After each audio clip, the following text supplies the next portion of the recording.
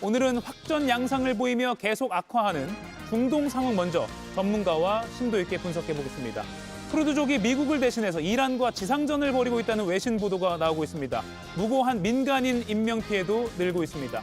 성일광 서강대 유로메나 연구소 교수 제 옆에 나와 계십니다. 어서 오십시오. 안녕하십니까? 네, 매일 속보가 쏟아지고 있습니다. 엿새째네요. 알리 하메네이를 제거하면 금방 이란이 무너질 거다. 미국 구상대로 될 거다라고 생각했던 트럼프의 오판설. 네. 이 오판설이 사실이라고 봐도 될까요? 어떻게 보십니까? 저는 오판이라고 판단하신 게 오판이다. 아, 네, 트럼프 대통령이 이 알리 하메네이 최고 지도자를 암살하면 예. 무너질 것이다. 저 생각은 그렇게까지 생각하지는 않았을 거고요. 애초에 그렇게 생각 안 했다. 네, 예. 왜냐하면 핵 협상에서 가장 큰 걸림돌이 대통령이 봤을 때는 트럼프 대통령이 봤을 때는 알리 하메네이 최고 지도자였다고 생각을 했을 거예요. 예. 자, 그렇다면 협상이 전혀 진척이 없는 그런 교착 상태에 빠진 상태에서 협상 상대를 바꿔야 된다. 자, 그러다 보니 트럼프 대통령은 어쨌든 레짐 체인지를 또 얘기를 했고 예. 정권 교체를 위해서는 최고 지도자를 제거하는 것이 낫고 그다음에 협상 상대로도 새로운 최고 지도자와 함께 협상을 하는 게 낫겠다고 판단했기 때문에 제거를 했다고 생각하지 알리 하메네이 제거하면 그냥 우르륵 스르륵 다 무너질 것이다. 예. 그렇게 생각하지는 않았다고 아, 생각합니다. 애초에 그런 전제가 잘못됐다. 네. 그렇군요. 근데 지금 보면 레짐 체인지는 사실 물 건너 갔다라고 봐도 되는 거 아닙니까? 어렵다고 봐야 되겠죠. 예. 네. 왜냐하면 차남이 유력하기 때문에. 네. 예. 잠시 좀 짚어보겠습니다. 네. 트럼프 대통령이 네타냐후의 꼭두각시 아니냐 이런 말이 미국 심지어 그 보수층 사이에서도 들리고 있다 하더라고요. 네. 그건 어떻게 봐야 됩니까? 제가 거기 그 주장에 대한 반론을 한 사례를 들어서 한 예. 두 가지를 말씀을 드리겠습니다. 예. 첫 번째, 지금 가자 지구를 휴전을 계속 추진하고 있는데요. 벌써 휴전 3단계 해법을 요구했는데 2단계가 지금 넘어가고 있습니다. 예. 2단계 가장 중요한 이스라엘이 요구했던 사항이 하마스 무장 해제예요. 근데 지금 하마스가 무장 해제를 전혀 하지 않았습니다. 예. 그런데 트럼프 대통령은 이스라엘을 벽으로 밀어붙였습니다. 그래서 그냥 하마스가 무장 해제되지도 않았는데 워싱턴에서 가자 평화위원회 회의도 하지 않았습니까? 예. 그리고 2단계를 선언을 했어요. 자, 이것은 그럼 왜 이 부분에 대해서는 트럼프 대통령이 나타냐후를 왜 말을 거슬렀네요. 그거. 말을 안 들어주나요? 예. 이 선택적인 도움인가요? 아. 네.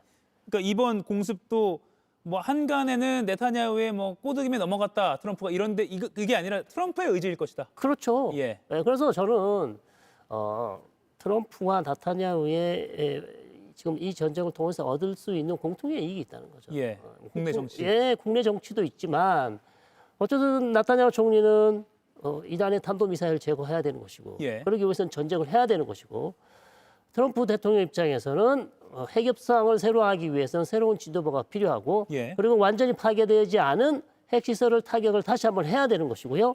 그다음에 이란의 반정부 시위자를 도와주겠다고 약속을 했기 때문에 전쟁을 해야 되는 것이고 더 중요한 점은 이스라엘이 분명히 알리 하메네이를 암살할 수 있다고 정보를 가지고 있다고 얘기를 했을 거예요. 예. 오전에 회의 다 모인다. 네, 뭐 그런 거. 좋은 기회입니다. 이번에 반드시 제거할 수 있습니다. 예. 트럼프 대통령으로서 마다할 이유가 없었겠죠. 예. 네. 결국엔 두 사람이 둘 다 이득이 있으니까 그렇죠. 했을 것이다. 알겠습니다. 지금 이란 내부는 어떤 상황인가? 저희가 눈앞에서 공습을 마주하고 극적으로 대한민국으로 탈출한 주 이란 대사관 직원 인터뷰를 잠시 들어보고요. 현지 상황을 좀 짐작해 보시죠. 육안으로 볼 수 있을 정도였어요. 그 육로로 안전한 곳까지 이동하는데 좀 시간이 오래 걸려가지고 20시간 넘게 그 버스로 이동해서 그게 제일 힘들었어요. 새벽에 출발해서 그냥 하루 종일 그 버스 타고 화장실 가는 시간 한 10분씩 2번 하루에 내리고 중간 기점에서 쉬고 이런 식으로 계속 하루 종일 이동했습니다. 그래서 이란 정부에서 이제 통신망을 차단해 놔가지고 연락이 잘 안 됐었고 투르크로 이동한 다음에 이제 가능했었습니다. 통신망이 차단돼서 거의 아무것도 안 되는 상태라는 증언이 있었습니다. 그러니까 아마 이란 정부가 의도적으로 좀 차단한 것도 있을까요? 물론 통신 시설이 파괴된 측면도 있겠지만. 아닙니다. 파괴된 것도 있겠죠. 예. 그러나 지금 차단을 하고 있는 것으로 그렇게 의도적으로. 예, 의도적으로 50% 아니면 뭐 아주 더 낮도록 인터넷 사용률이 낮아질수록 예. 그렇게 차단을 하고 있고요. 지난 1월 달에도 이런 정부가 인터넷을 완전히 못 쓰게 해서 셧다운 시켰죠. 예. 그다음에 인터넷뿐만 아니라 전화도 사실상 통화할 수 없을 정도였었어요. 통신을 완전히 차단했기 때문에 예. 거기에다가 그것뿐만 아니라 지금 3인 체제가 운영되고 있지 않습니까? 예. 알리 카메네이 최고 지도자 유호 씨. 그중에 이제 3명이 있는데 헌법소위원회에 한 명이 지금 이 3인 체제에 있는데 이분이 중요한 공식 발표를 했어요. 전시에 적과 내통하는 자들에 대해서는 엄단하겠다. 아, 약간 계엄령 같은 거네요. 예, 그렇죠. 그러니까 미국이 지금 계속해서 또 페르시아, 이란어로 이렇게 홍보를 하고 있습니다. 예. 도움이 필요한 사람은 연락 주시고 좋은 정보를 달라. 예. 자, 이거 정확하게 미국과 내통하는 자들은 예. 엄단하겠다고 했기 때문에 아하. 지금 이란 국민들 중에서 누가 핸드폰을 이용하거나 아니면 거리로 나와서 시위를 한다거나 아무것도 좀 사실 할 수 없는 그런 상황이에요. 예. 그러니까 지금 전쟁 국면을 틈타서 민주화 목소리가 커지는 걸 막기 위한 그런 그렇죠. 조치다. 그래서 의도적으로 통신 시설을 이란 정부도 망가뜨렸다, 차단했다라고 볼 수 있겠네요. 또 트럼프 대통령이 이란 외교관들에게 망명하라라고 했다는 그 소식도 같이 겹쳐서 좀 네. 회상이 상기가 됩니다. 실제 유엔에 있는 이란 외교관들이 한두 명이 망명했다는 서로 한 달 전에 나왔습니다. 아, 그렇군요. 예, 이미. 민주화 운동 네, 설 때. 네, 네. 그렇군요. 어제 미 해군 잠수함이 인도양에서요. 네. 이란의 1,500톤급 함선을 격침했다고 합니다. 어뢰로 함선을 미군이 격침한 게 2차 세계대전 이후에 처음 있는 일이다라고 네. 미군도 스스로 밝혔는데 최소한 140명의 이란 군인이 숨진 것으로 보입니다. 이거는 호르무즈 해협 장악하지 말라라는 신호를 경고를 보낸 걸까요? 어떻게 해석하십니까? 미국으로서는 이제 성과 업적을 내고 싶었겠죠. 예. 계속 전쟁 중에 있는 것이고, 그리고 이제 다시 전쟁에 참전하기 위해서 지금 본국으로 돌아가는 군함이었단 말이에요. 그렇다 보니 미국으로서도 지나가는 이란의 군함을 그냥 보낼 수는 없었겠죠. 예. 그러다 보니 당연히 뭐 침몰시키는 것은 당연히 전시에는 얼마든지 할 수 있는 그런 전투 행위다 예. 볼 수 있는 것이죠. 다만 이게 해석이 좀 엇갈리는 게 네. 인도 외무장관 출신인 한 정치 인사는 인도 초청으로 그쪽 해역에 와 있었다, 무방비 상태였다고 주장을 했어요. 물론 네. 그리고 이란 외무장관도 미국 언론과 인터뷰에서 네. 훈련하는 정도의 상황이었다라고 했습니다. 네. 그러니까 비무장이라는 걸 좀 강조하는 것 같아요. 물론 네. 정확히 팩트 체크는 필요합니다만 네. 만약에 그렇다면 이건 좀 미국이 좀 무리한 공격 아니었나라는 반론도 가능하거든요. 일단 군함이 무장일 수는 없고요. 예, 분명히 무장을 했을 것이고, 그럼 군함이 항해를 할 때는 분명히 자기들도 레이더를 이용해서 주변에 적이 있는지 없는지 살폈을 것이란 말이에요. 예, 그러면 지금 미국과 전쟁을 하고 있는 거 다 알고 있는 상황인데 저는 전혀 이것을 두고 무방비 상태였다. 어떻게 군함이 무방비 상태가 될 수 있겠습니까? 예. 네, 저는 문제가 없다고 생각합니다. 그리고 지상전 가능성 또는 이미 지상전이 시작됐다. 뭐 외신 보도가 좀 엇갈립니다만 이거 한번 지켜볼게요. 지상전 가능성이 대두되고 있는데 아바스 아라그치 이란 외무장관이 어제 미국 NBC 뉴스와 단독 인터뷰를 가졌습니다. 꽤 많은 말을 했는데 미국의 지상군 투입 예상에 대해서 이란 측이요 매우 호전적으로 매우 자신감 있게 답했습니다. 한번 들어보시죠. President Trump has not ruled out boots on the ground in Iran. Are you afraid of a U.S. invasion in your country? No, we are waiting for them. You are waiting for the U.S. military to invade the ground troops?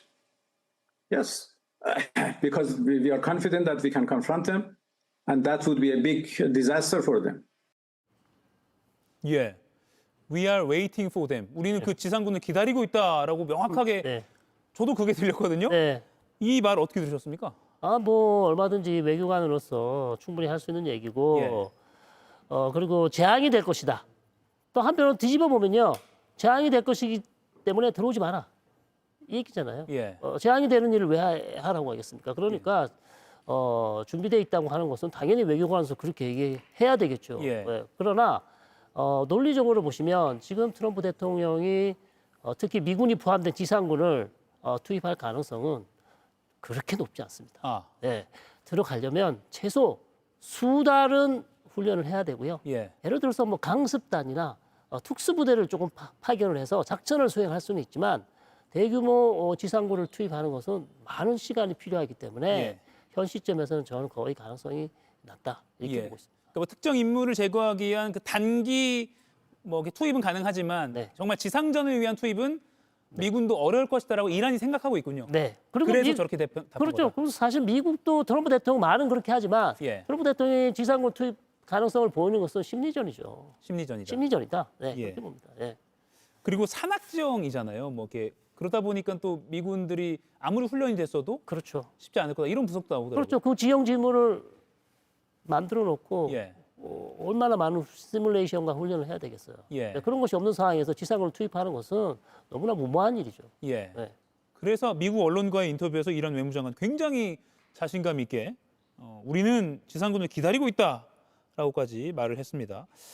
지금 외신 보도들 내용이 좀 엇갈리면서 공식 확인이 안 되고 있는데 지금 화면에 나오는 것처럼 쿠르드족을 미국이 내세워서 대리 지상전을 이미 하고 있다. 뭐 또는 하려고 한다. 좀 네. 톤이 다르거든요. 어떻게 네. 지금 상황을 파악하고 계세요? 지금 제가 파악하기로는 하려고 한다. 하려고 한다. 준비는 되어 있다. 예.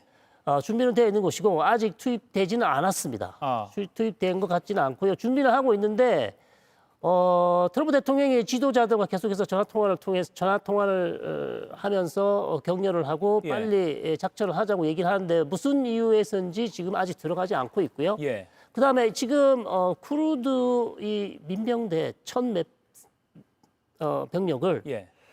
투입하는 것이 목적이 아니라는 얘기가 있어요. 아, 그럼 뭡니까? 다른 목적이 있다. 준비는 시키는데 예. 지금 이란 서부에 많은 쿠르드 사람들이 살고 있는데요. 예. 예를 들어서 카르만샤 지역부터 해서 이 지역에 지금 반 이란 성향의 쿠르드 민병대들이 기다리고 있답니다. 예. 그럼 거기에 대한 무기와 물자와 자원을 배달하기 위해서 배송하기 위해서 특수부대를 보낼 준비를 하고 있는 것이지. 미군이 네. 예. 그럼 이제 쿠르드 특수용어를 파견하기 위해서 지금 준비를 하고 있는 것이지. 예. 1,500명, 뭐 2,000명을 투입을 해서 혁명수대 전쟁을 하려고 하는 것은 아니다라는 그런 분석도 있어요. 아, 그러면은 네. 근데 미군이 그 이란 서부 카르마샤 지역에 있는 쿠르드족에게 군사 물자를 지원한다는 거는 네, 대리전으로 나서달라라고 종용하는 거 아닌가요? 그거는 맞죠. 아, 네, 그 내부에 있는 사람들을 일단 동요를 하라는 거죠. 아, 예. 예. 그렇게 해서 분란을 일으켜서 혁명수비대를 혼란스럽게 만들고 예. 이란 내부의 치안을 어렵게 만들어서 아. 정권 붕괴를 노려보겠다는 거죠. 그러니까 뭐 이라크나 그러니까 이란 바깥에 있는 쿠르드족 민병대가 국경을 넘어서 들어오는 이런 수준은 아니고 네. 원래 이란 그 범위 안에 있던 쿠르드족 민병대들 또는 네. 뭐 반군이라고 표현할까요? 네. 그런 사람들이 좀 움직이도록 종용하는 수준이다. 이렇게 이해하면 되겠군요. 네네. 그러면 시간이 지나면 아무튼 그들이 이란 내에 있는 국경 내에 있는 쿠르드족 민병대들은 국제적으로 전투를 벌일 수도 있겠네요. 네, 그럴 가능성이 있죠. 아하, 네. 그렇군요. 근데 쿠르드족이 제가 10여 년 전으로 기억하는데 그 IS 격퇴를 미군과 협조해서 같이 하다가 네네. 미군이 약속을 안 지키고 미군만 먼저 철수했잖아요. 그렇죠. 그래서 한번 배신을 당했잖아요. 배신을 여러 번 당했죠. 아, 예. 2018년에도 당했고요. 예. 1991년 이라크 쿠웨이트 해방 전쟁에서 미국과 같이 들어갔었고요. 예.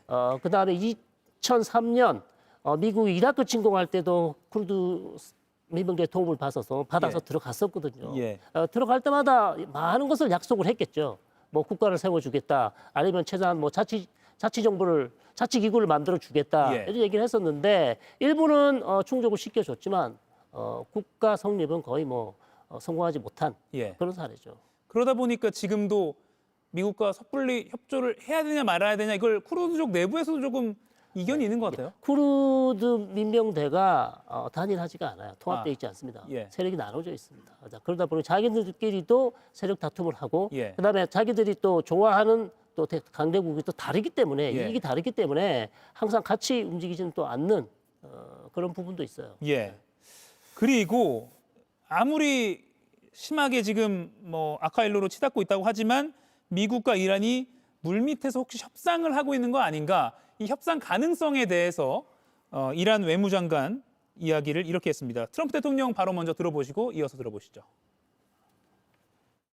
They're calling, they're saying, how do we make a deal? I said, you're being a little bit late, and we want to fight now more than they do. We don't see any reason why we should negotiate with the US. When we negotiated with them twice, and every time they attacked us at the middle of negotiations. So there is no request for a ceasefire by us, and there is no request for the negotiation with the U.S. From us. We have never sent any messages to them.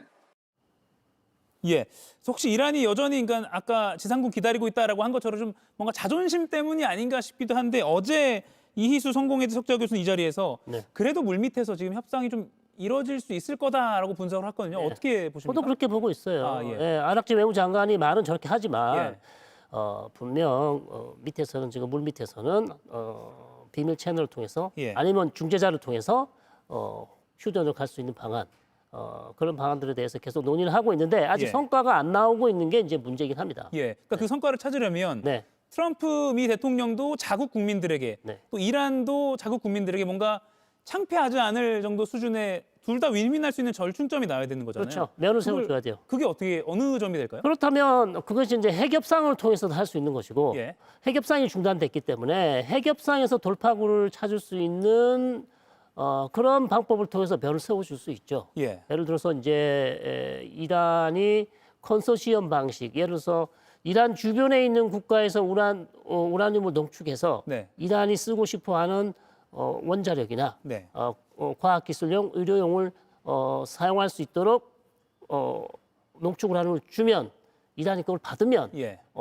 이란은 자국에서 더 이상 우라늄 농축을 하지 않겠다. 예. 이렇게만 얘기해줘도 아주 큰 부분이 해결될 수 있거든요. 예. 그리고 이란이 가지고 있는 450kg의 60% 이상 농축한 우라늄을 바로 러시아에게 넘기겠다. 아. 자, 이렇게만 해도 상당히 큰 진전을 이룰 수 있습니다. 그런데 예. 그 부분에서도 지금 합의가 없어요. 예. 그래서 그런 부분들에서 미국과 이란이 중재자를 통해서 좀 타협점을 찾는다면 예. 다시 한번 핵협상으로 돌아간다면 휴전의 기미가 보일 수 있죠. 예. 네.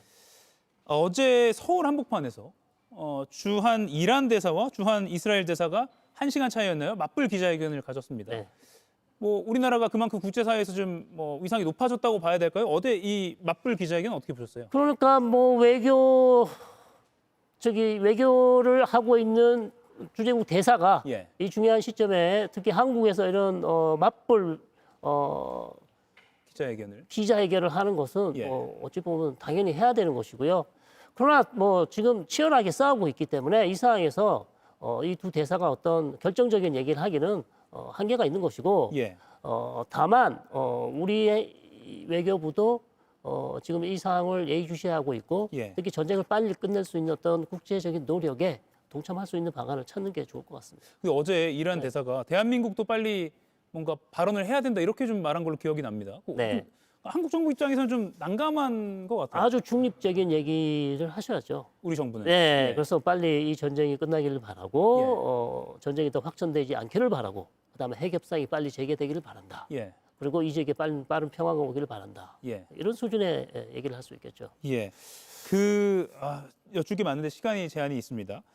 알리 하메네이의 차남 모즈타바가 후계자로 뭐 이미 선출됐다라고 보도가 좀 나왔다가 이건 좀 아닌 것 같고요. 네. 이미 내정됐다 정도로 볼까요? 근데 아직 공식적으로 발표는 안 되고 있습니다. 네. 왜 발표가 안 되겠다고 보세요? 일단 발표 안 하면은 또다시 이 이스라엘의 공소 표적이 될 수 있잖아요. 예. 네, 그렇기 때문에 발표를 누르는 측면도 있고요. 예. 또 내부적인 얘기를 들어보면 아직도 그게 마무리가 되지 않았다. 이견이 선출이- 있다. 예, 이견이 있다. 이렇게 말씀드릴 수 있겠죠. 예.